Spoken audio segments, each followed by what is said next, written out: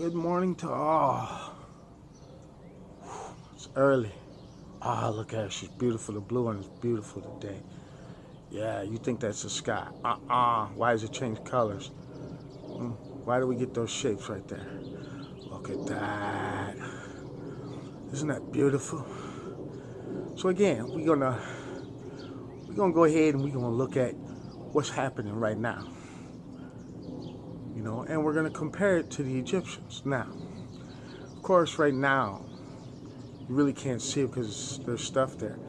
But the moon is still up in between the wires. It might pop out, it might not, right there. Now, if you understand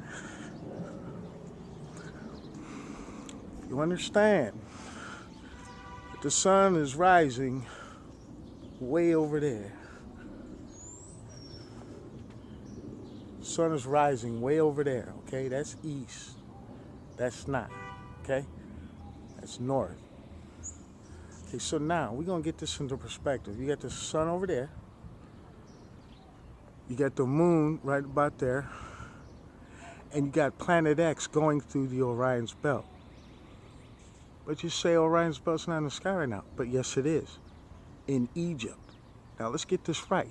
In Egypt, right now, the belt is like this. And if you look at the two smaller pyramids, built on its side and built back beyond. You gotta understand, the Egyptians were smart as fuck. And if you understood how they built them and how they calculated these things, you would be able to understand that if you know what time to come out here, and you know where the pyramids are, and you know how they're lined up, you can get the moon, which I hope comes out for a brief second, and the sun in direct correlation with the pyramids, which are on the other side of the earth right now. A little bit that way, but they are.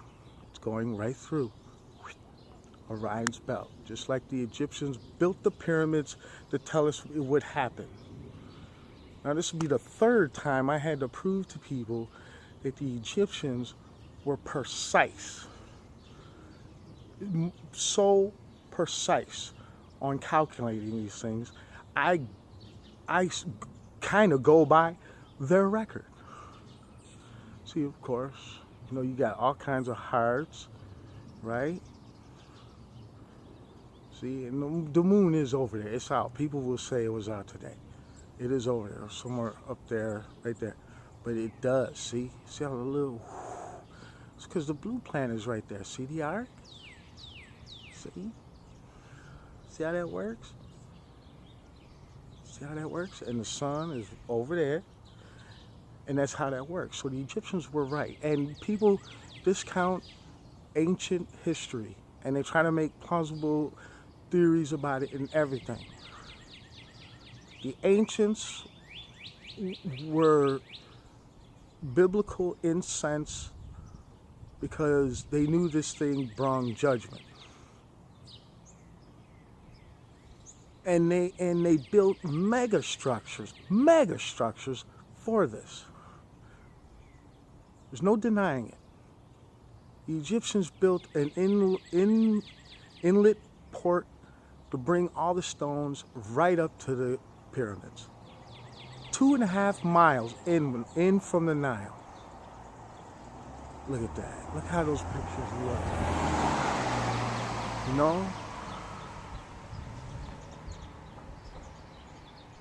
The Mayans, they built their pyramids at the dead center of Earth. So at any direct, look at that. So anywhere you went on Earth, if you calculated from that spot, it will always equal the same. If you went one direction, went around the Earth, came back, it would equal the same direction as the others. Look at that. Ouch, that looks nasty. But that's how that works, you understand? And it's always telling that, people want to make excuses for whatever. And it's just not right. You guys aren't getting the whole truth. You're expounding things that are, based on someone might said or anything. I'm not sitting here going to do all the homework for you people either. Again, I am only here to document this event. And it's going to get mad. And why do I say that? See the two different color planets right there? The light went right underneath the dark blue. Perfect. See, at perfect times, you can see the planets. You see all three of them? The one underneath, the lighter one, and then the big blue one. They're going to come around their orbit, and it's going to possibly get a little windy. But these are perfect pictures at the perfect time, calculated perfectly, mostly by the Egyptians and their pyramids. It's not that hard, fellas. These are awesome pictures in the birth, and you see some trees are still mostly bare, and then some have bloomed. Well, you know, trees aren't stupid. They're not going to bust out full of life and then know it's going to get cold again. Oh, here comes the wind. Man, you know, whatever. But that's how it goes. And these are awesome pictures, aren't they? Look at some of those shapes and everything. Look at that. Look at that. Who else do you think could paint these pictures? See, if you look right there, you know, that would be another dragon.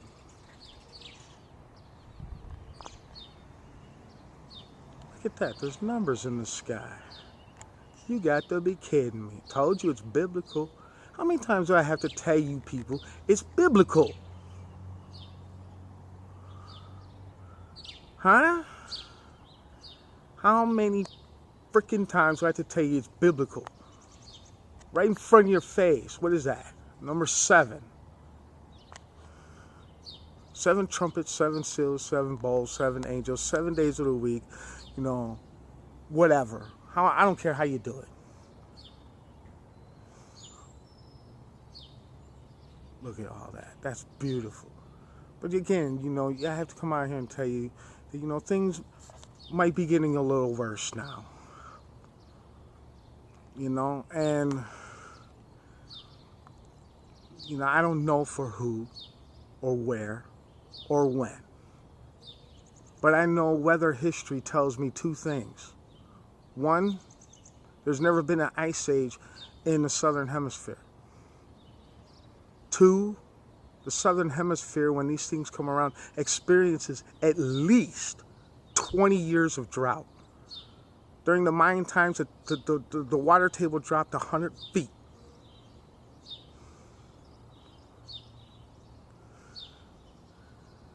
Last time, the time for the Egyptians got swept up under a pile of sand they could barely dig out of.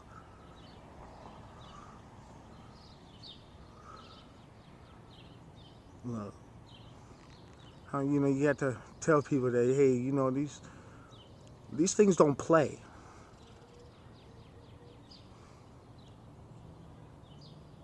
You know, gravity doesn't play. Electromagnetism doesn't play. Physics doesn't play.